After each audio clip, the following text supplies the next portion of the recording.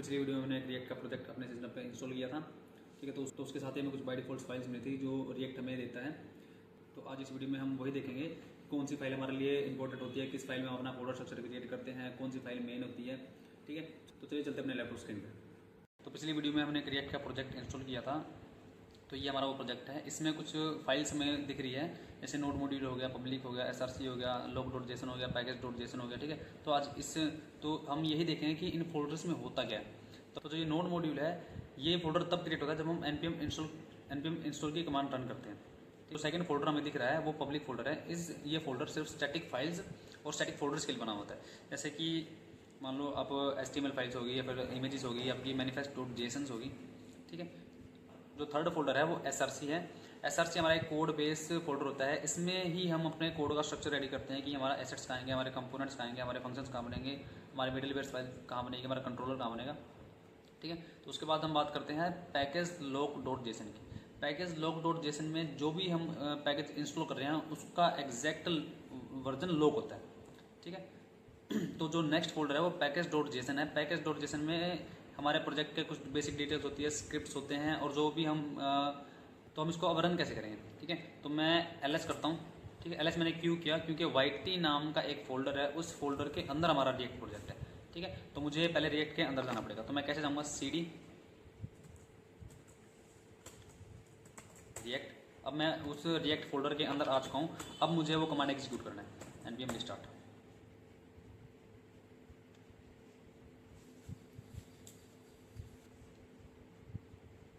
तो ये हमारा हमारा प्रोजेक्ट सक्सेसफुली रन हो चुका है। Welcome to react.js and save to reload. अब जो भी आपको यहाँ ब्राउजर पे आउटपुट दिख रहा है, ये आउटपुट एक्चुअली आ कहाँ से है, ठीक है। तो हम एक बार अपने कोड सिस्टम में चलते हैं और यहाँ पे मैं जाऊँगा SRC के अंदर app.js के अंदर, ठीक है। यहाँ पे देखो, यहाँ लिख रखा है welcome to react.js and save to reload. तो यही मुझे कहाँ शो हो रहा है, यहाँ पे, ठीक है। तो चलिए अब हम इसमें कुछ चेंजमेंट करके देखते हैं। मैं इसको डिलीट मार देता हूँ, ठीक है। डिलीट करके अब मैं इसमें कुछ कोड तो डिलीट कर दिया। मुझे सिंपल लिखना है RFCE और एंटर करूँगा, और इस फंक्शन के अंदर मैं लिखूँगा h1 टैग ले लेते हैं ना, h1 टैग बेटर रहता है। h1 टैग नहीं आ रहा, मैं लूँगा h1, ठीक है। और इस पर लिखता हूँ w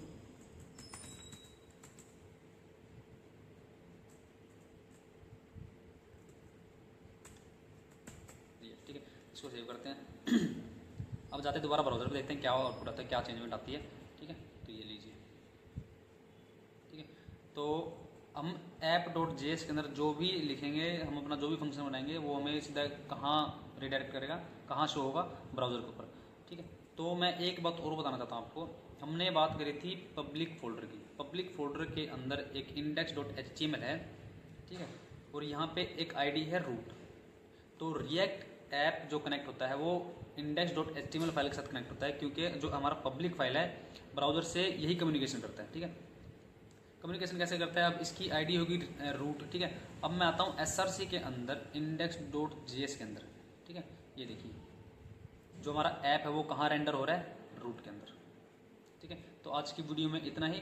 thanks for watching my video. जल्दी मिलते हैं नेक्स्ट वीडियो के अंदर।